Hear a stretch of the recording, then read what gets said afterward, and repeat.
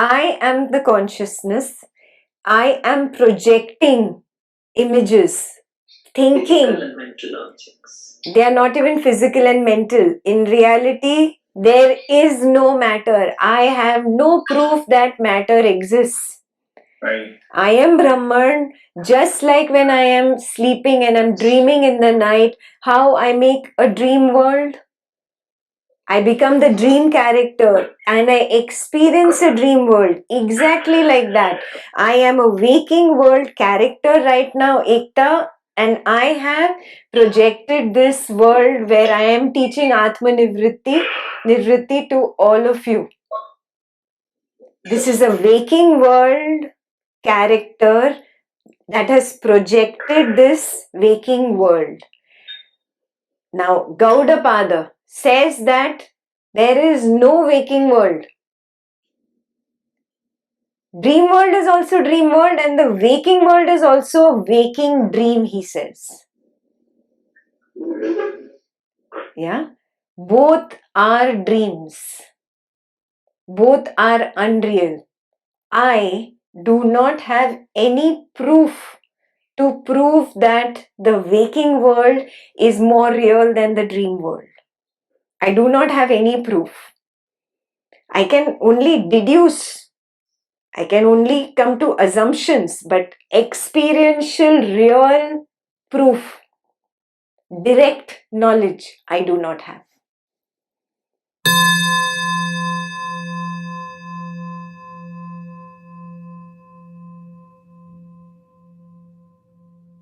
Okay. So, when I was explaining to you that the deep sleep state is the bigger state in which there is a smaller dream state and in which there is a smaller waking state. What did I mean? I am counting the wrong things as waking state. I am counting time as waking state. Atmananda says that is okay if you stand as the body, mind and senses. Then the waking state you are counting as time, because your understanding of time is the distance between two thoughts. Your understanding of space is the distance between two perceptions. Yeah? But when I have changed my stand from the body, mind, senses, I've taken the stand as the awareness. Now I see that in this awareness only thoughts arise and fall. They are nothing but arisings. One thought arises, it falls. If you're sitting quietly in the house, sometimes you notice there is a long interval and then a next thought arises and falls. Yeah. So from Atmananda's perspective, when you have taken the stand as the awareness, your waking state is only this wave, and then it's gone, then another wave, and then it's gone, and then another wave, and then it's gone. Waking state is not calculated in the number of hours that you calculate when you're in the stand as the body, mind, ego. Yes, because when you are in awareness, there is no time. Why is there no time? Understand this basic thing. Why is there no time in deep sleep state? Calculate and tell me last night, how long were you in deep sleep state? I don't know. I was on the bed 8 hours. I don't know how many hours I dreamt and how many hours I was in deep sleep state. Why can't you give me that? Because you measure time as the distance between two thoughts. You measure space as the distance between two perceptions. The perception of this body here and that computer 2 meters away. This perception is closer than that perception. The distance between these two perceptions is what I think is space. And depending on this kind of logic, I have developed an assumption, a manyata, a conditioning that I experience a world of matter. It's a 3D world, but it is my own creation. I have assumed that the distance between two perceptions is space. Space is an assumption. The distance between two thoughts is time. This exists only when I've taken the stand again as the body, mind, senses, ego. This is also an assumption.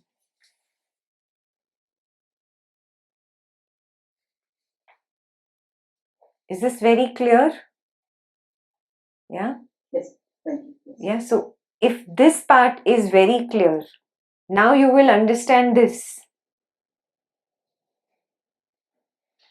Now these are all of us, all 73 of us.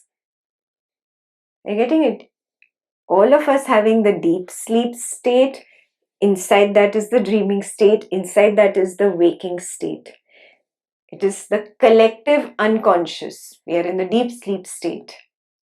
Yeah, we are all floating in the ocean of awareness. The blue background, the blue pink background behind is the ocean of awareness. Yeah, or the ocean of consciousness, the ocean of Brahman. The word does not matter, okay? Atma, it is all one. There is no individual Atma. These are not individual Atmas again. Wrong understanding. This is nothing but body-mind complex. Remember in Advaita level 2, I explained that each of our body-mind complex is nothing but a peephole through which consciousness is experiencing the same creation. This is a depiction of that.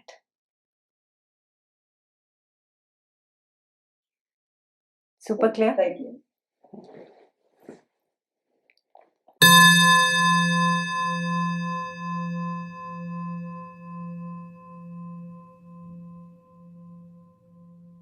No.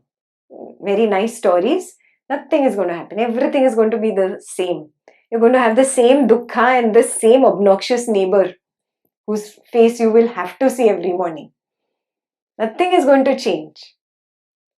The world will remain the same.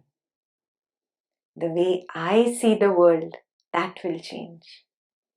I am no more the body mind.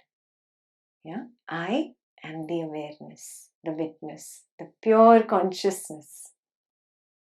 Yes, that is all that will happen at enlightenment. Yeah, so you're not going to grow wings. You're not going to have a tiara, a crown on your head, a halo, a light shining behind you, nothing like that, huh? You're not suddenly going to start looking very beautiful. No. All stories. These were all probably done by spiritual marketers to attract you into spirituality. Good, leave it for that. Drop it. Yeah? The truth is, nothing in this external world is going to change. You're still going to go to work, you're still going to have your babies, you're still going to have your husband and wife and family, you're still going to have your money, you'll still do everything that you do. Only the stand will be different. I, the awareness, am unaffected by all of this. I work in this world just like I would go on to stage, do my role, whatever role you get, Sita Gita, Ram, Sham. You play your role beautifully and you come off stage and rest. Yeah? You're not affected by the sorrows of the world. At the same time, you're not super excited in the joys of the world. You are at an absolute equanimity, straight line. Clear? Yeah. So become very clear. There is no magical thing that is going to happen here.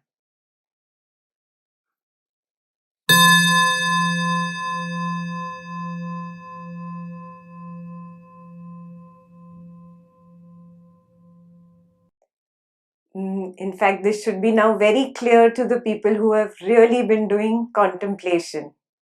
What is the key sutra of Atmananda? When I take the stand as the body, what do I see this other creation as physical objects and physical bodies? What are you doing in yoga? What is your stand in yoga? I am the body. Do you get it? Yes. Advaita is saying all that was good, like at a preliminary level of spirituality, where you were coming up step by step, step by step, step by step. Now, after reaching a higher class, it's okay if the books of the lower class and the teachers of the lower class and the uniforms from the lower class drop off. That's very natural. Yeah. Remember your school days? Yeah. You loved school. You loved your school teacher. Yeah. Some of us were very attached to our school uniforms, those who wore uniforms to school. But when you went to college, didn't you have to give up that uniform? Didn't you have to drop those school books? Didn't you have to let go of that school teacher? Right? So it's a similar kind of maturity that happens on the spiritual path. As a beginner, when you come, you don't know anything else other than I am the body. Correct? So, obviously, you're taught yoga, you're taught pranayam. Pranayam is nothing but the breath. Modulation of the breath is nothing but the reinforcement of I am the body. Yeah? So, it is good to learn all that at the school level. As you start graduating, you need more. You need more. That's when you move on to higher things, like trying to understand karma, reincarnation, birth, death. Why is there suffering in the world? So you get consumed by these questions. Again, what is the stand when you're there? I am the mind, trying to understand all this. Yeah. There are some meditations in which you are asked to imagine. Imagine the room is expanding. Imagine your body is expanding. What are you using here? The mind. So, what is your stand? I am the mind. Do you get it? In Advaita Vedanta, we are taking a step to post graduation level, where we are saying, I am not the body, I am not the mind, I am the witness of the body and the mind. So, when I graduate to that level, obviously my meditation practice changes. Yeah. Now, you don't have to force yourself to change your habit. If you have a certain practice, some certain mantra, certain breath meditation, whatever you like to do, let it go on. Let it go on. Let it drop away if it has to drop away. You don't force it to, no, I'm not going to do this. You get it? Yeah. If it's time for it to drop away, it will naturally drop away. Yeah. So, I know where this question is coming from. You again and again take your stand as the witness. And when you take your stand as the witness, as the awareness, you will notice, oh, the mind is chanting the mantra. Yeah. Or the mind is observing the breath go in and out. Yeah, because I've taken the stand of the witness. And that's okay. Make your stand stronger and stronger and stronger. And if all this drops away, that's fine. I just rest as that void, as that peace, as that witness in the background. Yeah. If this question has come from somebody who's doing the Buddha meditations, Anapana again is taking a stand as the body because it is observing the natural breath. That's how you begin as a beginner. But when you graduate to the jhana retreat, you are taught you are only being a witness to that which is naturally going in and out.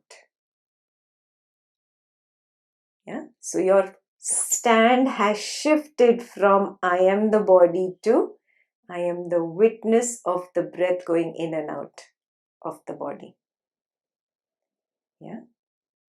So that is how you're using the same anapana, but you are shifting your perspective. You're changing your stand again and again and again. What are you observing in Satipatthana? You're observing sensations. Sensations are at the body level. Yeah. Observing the same sensations that are naturally arising and falling, arising and falling, arising and falling. I change my perspective from I am the body in which the sensations are arising and falling to I am the witness of the sensations that are arising and falling. Again and again, change your stand. Whatever meditations you're doing, I'm just giving a few examples here. Yeah. Those who are doing jhanas naturally are meditations that are meant to take you from I am the body in the first 2 jhanas, next 3 jhanas are I am the mind. Finally, in the next 3 jhanas, you are I am the witness. And in cessation, what happens? The witness collapses into pure consciousness. That is why you come back with no experience, just a cessation. Yeah. So jhanas were meant to take you through the 3 stands very clearly. In metta, what are you doing? You're taking a stand as the awareness. The quality of awareness is happiness, is joy, is compassion. And what am I doing? I'm radiating that out to all the beings. Yeah, so I directly start with standing as awareness in metta. That is why you're not supposed to do metta on a day when you're not feeling good. It doesn't work. Yeah. So every meditation has a particular purpose. Yeah. In Advaita, they do not prescribe anything because they just want you to take that final stand. I am the witness of everything that arises and falls. Yeah. I hope I answered that question.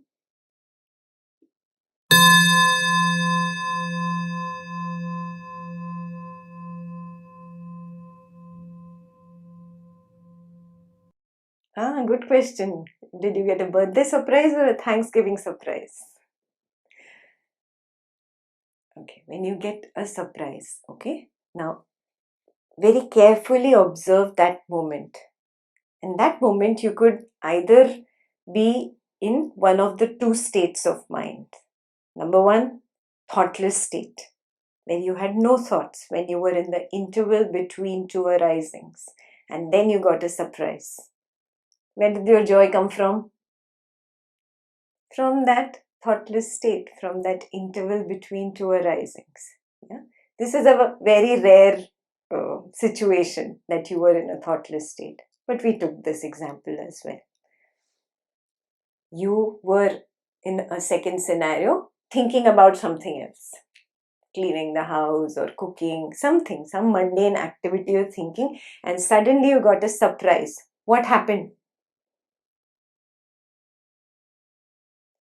You were, whatever you were thinking, even if you're just thinking about cleaning or cooking, something very mundane, you were in a train of thought which builds up, builds up, builds up, builds up, builds up. And what happened the moment you got a surprise? This building up suddenly stopped and pushed you into the gap between 2 arisings. So the joy came from that gap, from the happiness that is your nature, from your own consciousness, nothingness, awareness. Yeah? You just attribute that joy to the surprise, to that object or to the people who gave you surprise, whatever happened. Yeah? But the magic is in the gap. Yeah. Nice question.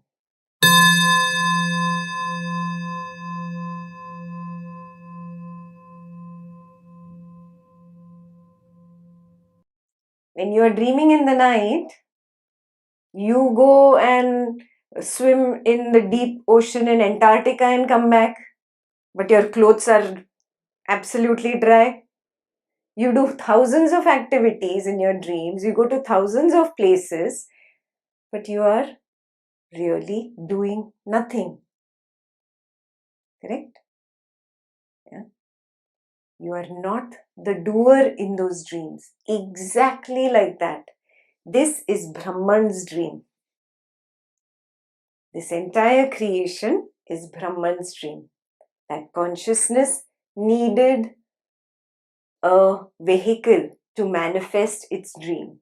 We are just those peepholes through which the consciousness looks out and experiences this dream. Yeah, it's a Jagrat Swapna, a waking dream. Yeah, it's Brahman's dream. That is how Brahman is not the doer and not the experiencer. Just like when you are dreaming in the night, you don't do anything and you don't experience anything. Yeah.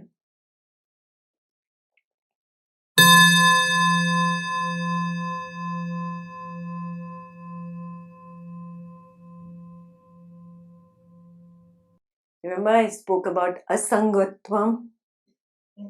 So I am always naturally detached. Ah. Asanga. Yes, perfect. Perfect. Means there is a part of you which is naturally detached in every situation. Have you noticed that? Yeah. In every situation, there is a part of you that is not attached. Even if it is your own child, even if it is your own parent, even if it is your own spouse, anything, a big drama going on in the house, there is a part of you that is not concerned. Yeah? That is called asangatvam. Yeah? You sometimes feel guilty for not taking that stand as the body and mind during those situations. Have you noticed those happening to you? Oh, I'm a mother, I'm supposed to feel like this. Oh, I'm a father, I'm supposed to feel like this, but I'm not feeling like this. Oh, I am supposed to be feeling like this. You have this supposed to be. Yeah? You create a story. Have you noticed that? Yeah. So asangatvam is actually that part that is naturally detached in you. Recognize that. Yeah? Recognize that.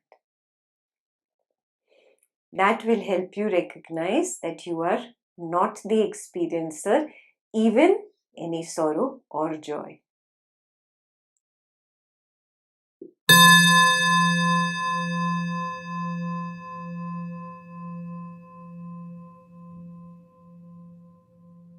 Yes, yes, bullseye. You are in awareness.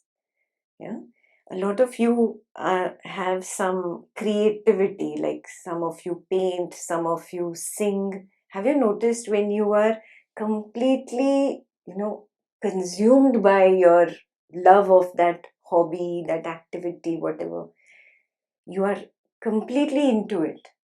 And when you are there, even though the perception of your painting and the colors, everything is there, it is already registered.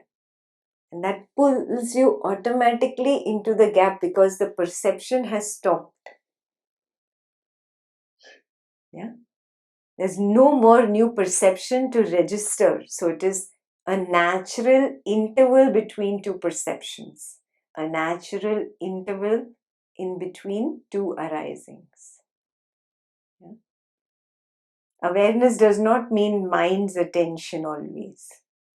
Mind's attention is just a little reflection of the sun of awareness. Like you see, the body mind is just a tiny peephole into this waking dream. You are that awareness that is peeping out to this creation through that peephole. and you are looking out into the creation only when there is something attracting your attention or something you want to reject.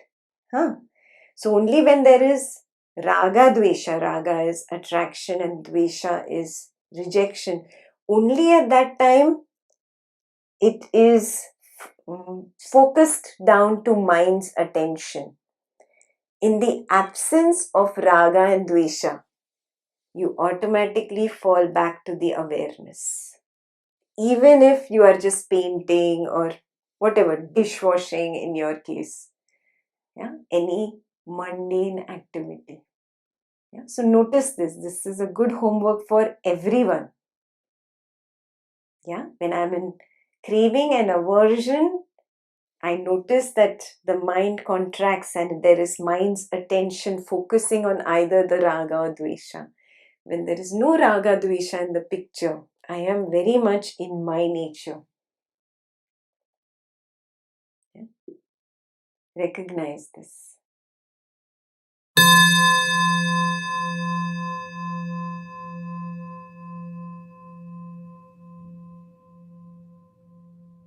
That's a rude question.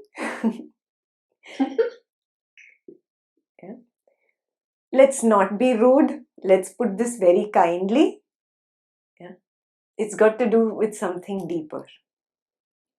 You remember I've spoken about Maya and the powers of Maya. Who remembers the powers of Maya? Quickly put your hand up. The wailing power and the projecting power. Perfect. 10 on 10, Nivedita. There's the wailing power of Maya and the projecting power of Maya. The same example that I had given you in Drishya Viveka. Again, I'll repeat that. If you are walking on the road and you see a snake line, and you get scared. You're scared, and then you really look carefully. Oh, it's not a snake. It's just a rope. What happened? The veiling power of Maya veiled the rope from my vision. And the projecting power of Maya projected a snake. Very clear? I don't need to repeat this. Now, the same thing happens with us on a daily basis. So many times you keep your spectacles somewhere and you don't know where you've kept them, and you keep looking. Suddenly your wife comes and tells you, oh, it's on your head. Veiling power of Maya. I couldn't even sense it. Veiling power of Maya. And projecting, oh, I must have kept it there. Oh, there. Oh, in the morning I was there. So this happens with us in daily routine. Are you understanding this? This happens with you in sessions. That is why I insist you make notes. That is why I insist you keep your cameras on.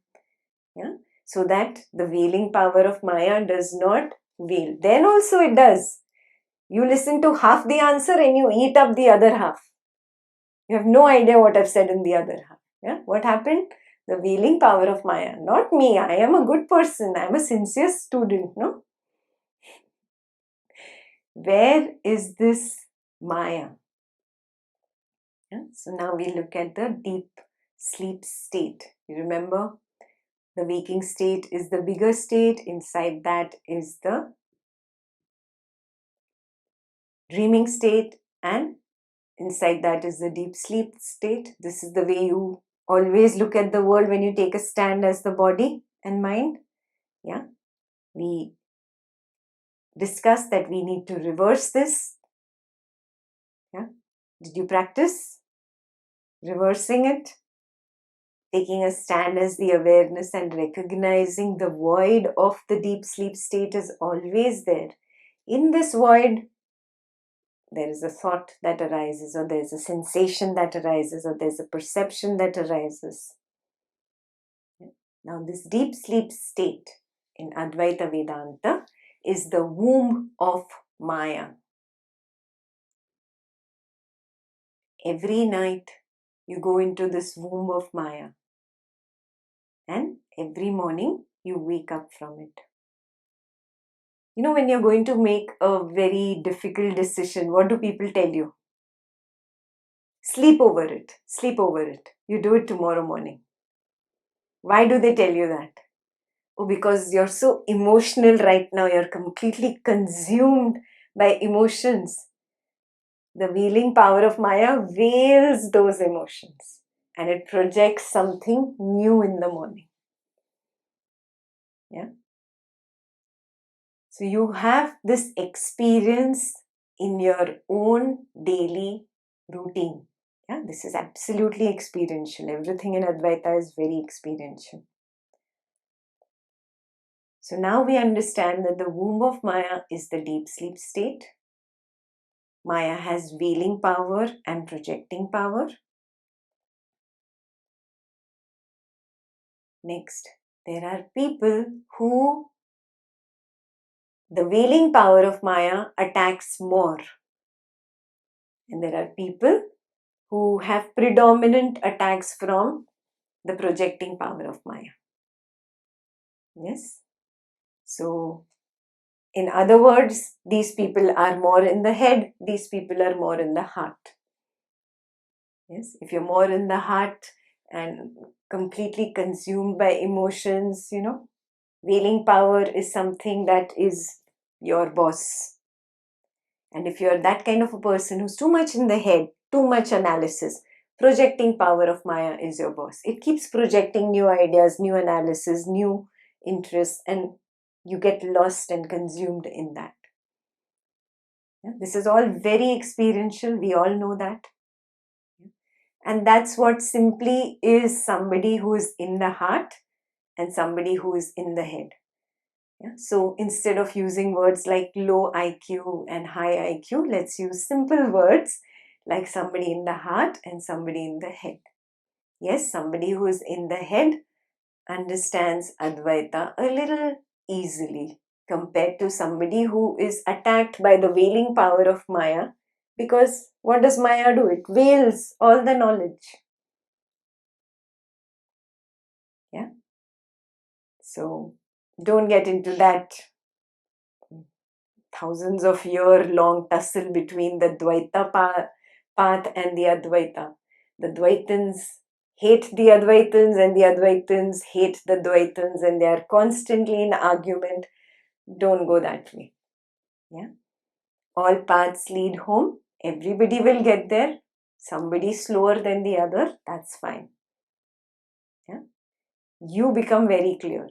If I start judging people on low IQ, high IQ, what stand am I taking now? Oh, body, mind, senses. Now let me correct my stand. Yeah? Do not get stuck in these ideas.